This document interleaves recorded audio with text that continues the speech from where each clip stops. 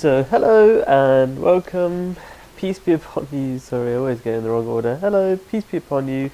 Welcome to another episode of the Happiness Revolution, where I talk about age-old wisdom that will change your life really easily, and not this theoretical kind of stuff, practical stuff that just try it out and see it works, that kind of stuff, right? And this is going to be part of a revolution. So when you change your life, the world will change. Not when other people change, when you change. And so this is what I call a comments edition. I'm just copying Russell Brand, who does a really good video blog called The Truth, so check that out as well. So what I mean by the comments edition, well, when I get a comment, which is, to be honest, very rare, incredibly rare, so rare that I think it's only happened once or twice maybe, and in both cases they were my little brother, so thank you, little brother. But for further comments editions, because I can't be pestering my little brother all the time for comments, I'll probably be doing like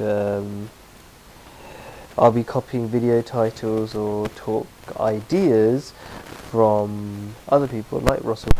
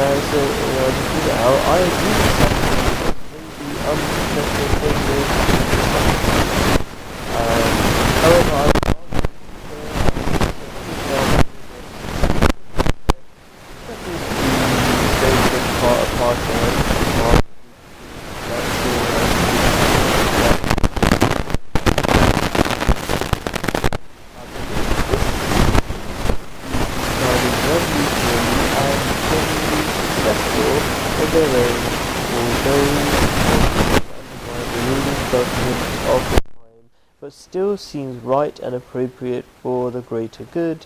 I believe that it is right to stand up and protest if you believe something is wrong. This is what a protest is supposed to be, not just a distraction. So he makes lots of interesting points, and I like these questions because it helps me explain stuff I might not have explained properly or better, or give me a chance to explain it more. Okay, and he did say something like, although this did undermine the ruling government, which points to another thing I need to explain that I said in the previous video about protests, and that it's not good to disrupt government because it makes your government weaker, and it's often used as a ploy by other governments to cause these protests to destroy the government so they can be overtaken, which has happened in the example of Libya and stuff like that, and the general so-called Arab Spring, which was pretty much orchestrated by the CIA. As far as I'm concerned, it's not by accident that all these things happened. It's not Facebook that created this Arab Spring. That's another talk, but it's very unlikely. It's a bit silly to believe that. So I say silly, please, and maybe that's not fair. It's just if you knew more about those Arab countries, then you would start believing or realizing that it's not just Facebook that could cause these revolutions. Anyway, so yes, I don't recommend I don't. And this is not. Sorry, I say I don't. These are spiritual values to take care of the government that is surrounding you, that is over you, and try to work your best within it, even if the governments are stupid. And if it's really stupid, try to emigrate. And part of the spiritual values is if you emigrate for a just reason, then God will help you. And that's another talk, but that's the idea. Now, let me get back to the main points that my little brother made, which are, there's these iconic so-called protests by Gandhi, Martin Luther King, who else did he mention? Apartheid, say about Nelson Mandela. These iconic people, these iconic protests. But there's a mistake that's been made here. Because they're iconic, sometimes we simplify the situation. So I was looking into the salt marches, and if you look into a lot of these things, a lot of them were not as successful as you might think. The protest bits were not successful. And the other thing you will notice is that the reason why they seem to be successful is because of their moral values and their persistence. So protests often are just like a one-day march or a couple of days. If you look at the Hong Kong one, they managed to last for a couple of days. I'm not sure what happened. I have to check up what happened when they protested against the Chinese basically vetting who's allowed to take part in parliamentary elections for Hong Kong. Anyway, so they tend not to last very long. So these guys, these people, Gandhi, Martin Luther King, Nelson Mandela, they were really persistent. And like I said before, some of their protests didn't work. Yeah, some of the iconic protests like the Salt March, whatever, didn't work like nothing like they'd expected. Like Gandhi was invited to London, and he came to London, but he was largely ignored. But it was his persistence that, not just his persistence, yes, largely his persistence that helped. There were a lot of other factors, a lot of less well-known people who were key to making progress in these different areas. For example, if you look at apartheid, you think about Nelson Mandela, but you don't think about the then President F.W. de Klerk. That's what it was. And he had to make a stand, a really unpopular stand, to allow Nelson Mandela out and so many other things. So somebody, it's basically what I'm saying is, in iconic situations like these, we tend to oversimplify what really happens. Now, that seems to be, I try to make clear that these answers I'm giving are not clever answers.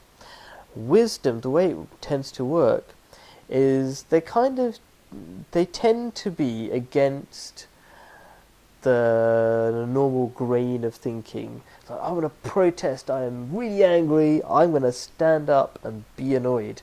That's the kind of general way of thinking. But wisdom seems to take a different tour, really clever, and produces better results, but it does require real hard work, not just basically a big party, like the 1 million person march that we in London when we tried to stop the war in, I've lost it now, was it Afghanistan or Iraq? I think it was Iraq. And it's just like a big party, everybody, oh yeah, and then everybody disappears, and then the government does whatever it wants to. As I've been saying in these videos, when we change and we make a concerted effort over a long period to change ourselves, we will not be easily controlled by the existing government. And also, what I'm trying to say is that when you listen to some of my videos, really reflect on the spirit of what I'm saying. Try to understand that or reflect within yourself and try to balance what's really happening. What's really happening right now. Forget history, because sometimes history can be told in different ways. Look at what you see in front of you, and you see protests happening all the time, and people are seeing nothing happen, right? And it does distract people from doing the real business of changing themselves, and it does distract people from looking in. Instead, they look out and point fingers at the government and whatever. Sure, they're at fault, but they exist because of our weaknesses. And yes, it has to be that we've got to change. Look at the problems in the world, and you've got to see that it's us that's causing it. And that's why protests are distractions.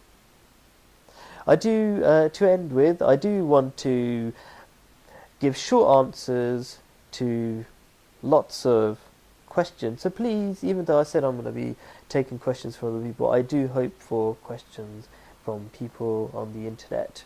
Please ask questions. And on Fridays, what I'll do, like today, I'll do the comments edition and try to get through lots of questions, because I think that's a good way of doing things, rather than making a whole video that repeats what I talked about in another video, kind of repeats. But thank you, my little brother, Gossip, for asking another question, and thank you, whoever you are out there, for watching it, even though very few people are watching at the moment, so I thank you even more, because you were the first. Thank you.